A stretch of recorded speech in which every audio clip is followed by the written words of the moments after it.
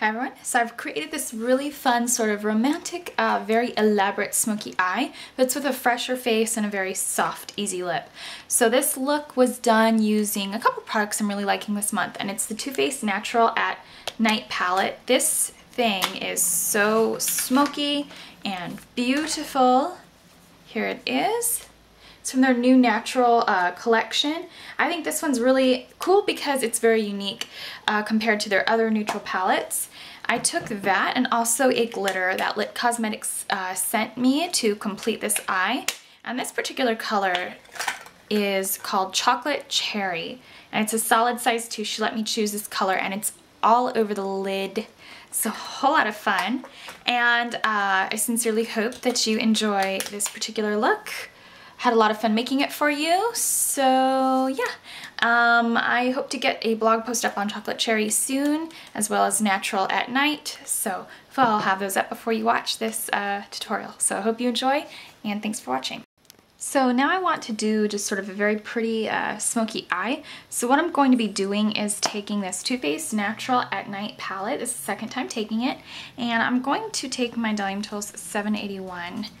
Probably review this shortly after this, but I'm going to be taking Cocoa Star, which is just this matte brown, and we're just going to put this in the outer corner of the eye.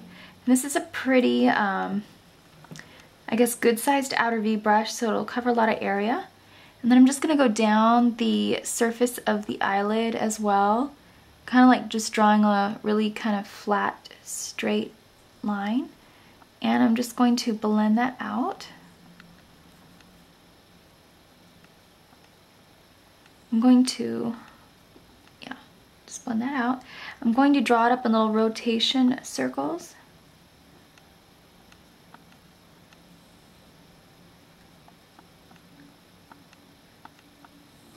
And then just keep my eye open so I know how far it's going up. Alright, so once that's blended out a little bit, I'm going to be taking Spotlight, which is just this sort of dupe of Max Bamboo, and we're going to put this all over the eyelid. And this is the Sephora Cream Eyeshadow Brush. It's synthetic. It works really good as a flat, sort of stiff brush as well. It's just got a little bit more give to it than a average paddle brush. Almost kind of reminds me of the MAC 219. A little bit. It's a little softer though. And I'm just going to blend that into the crease where Cocoa Star is as well. And kind of smooth over Cocoa Star. If you need to take a clean brush, you could also smooth over Cocoa Star with just a clean brush using no product. Or just do that right before picking up any Spotlight with the same exact brush. Now for the kind of going back in with Cocoa Star just to clean it up a little bit, I'm going to be taking more of that color. I'm going to go back over the outer V now that we kind of have like a base of shadows going, so it'll start appearing much smoother on the lids.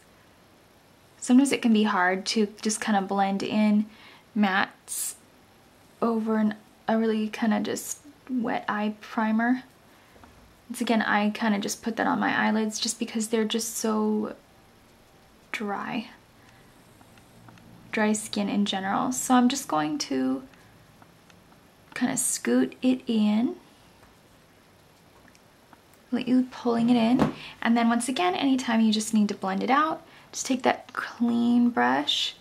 If there's any Spotlight left over on the brush, it should just kind of help keep it clean. We're going to clean up this effect with a little bit of Nightcap, and we're just going to place this all over that brown area. So we're going to start in the outer corner of the crease, and I'm just going to blend that out.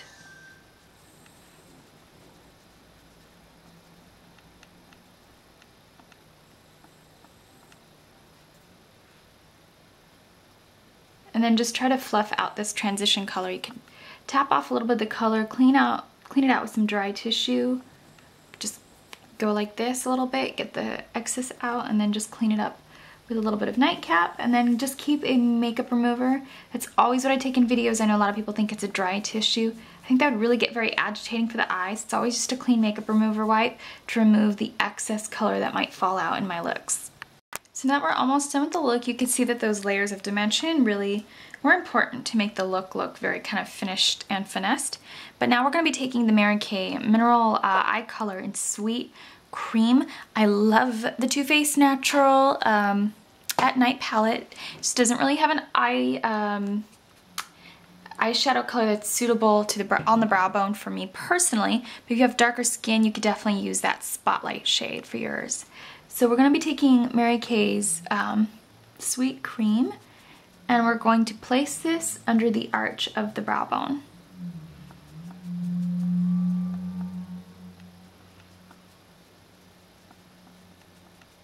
And this is just sort of like a concealer or powder or flesh tone color for my skin tone. So it really cleans up underneath the brow bone really well for me personally, and probably for a lot of other skin tones as well. Now to really sort of brighten up the whole look, you definitely want to tap your base highlight color over the actual end of the design and work it in as a highlight and transition color.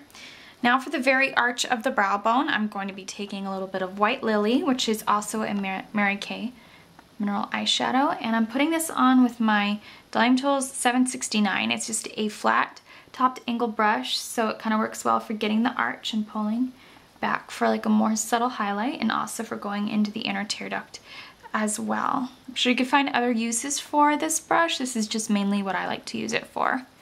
So I'm just going to pop this on.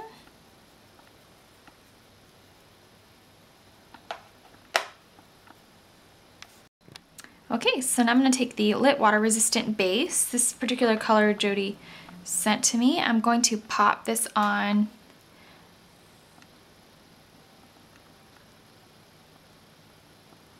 and then I'm just going to keep my eyelids shut while that dries,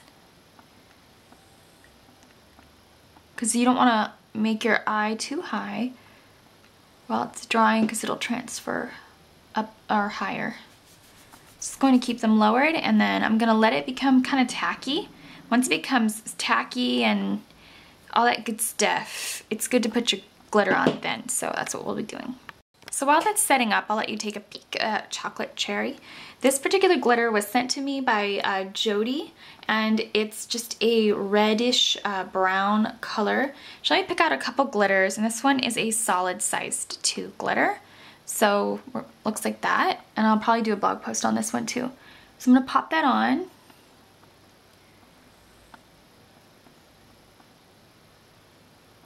All over the lid. You could also use these as liners. If you don't like the glitter aspect and you thought the look was more wearable, then that's probably what I would go with in terms of the look. So I'm just going to pop that all over. Now just to keep the eye really bright and happy, I'm going to be taking Urban Decay's 24/7 eyeliner, and we're going to go over the top of the upper lash line.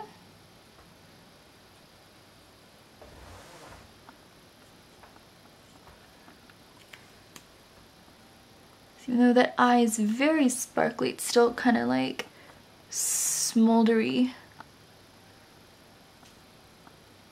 I'm going to try to pull that out a little bit. This might be a bit much for your typical, I guess, kind of pretty romantic Valentine's look, but if you already wear a lot of makeup, perhaps if you have a date or your boyfriend, he might be used to this. So now my Mary Kay Timewise foundation is on. This is the Luminous Wear. I really like the Luminous Wear because it just looks like real skin, but it's very glowy and very dewy. And it went on even smoother, of course, with the Arbonne primer underneath. Sincerely hope that works for me. And then I'm going to be taking the Urban Decay Glide On Cheek Tint in Crush. And we're just going to pat this onto the cheeks to give a glow. And then my eyelashes are Too Faced Size Queen and Hourglass Lash Lacquer on top. So they look really long. And now for highlight, I'm taking the Milani Runway Eyes Baked Eyeshadow, sorry, not blush, and this is Golden Touch. So just smooth that on, and then for the lips, really easy, I'm going to be using Too Faced Glamour Gloss in Champagne Room. So that's it, and I hope that you enjoy this look. I hope that, you know, it's something that you would like to wear for Valentine's Day. If not, use it for something else. Or not, whatever you want. So I would like the products at least. Check those out if anything else, and thanks so much for watching.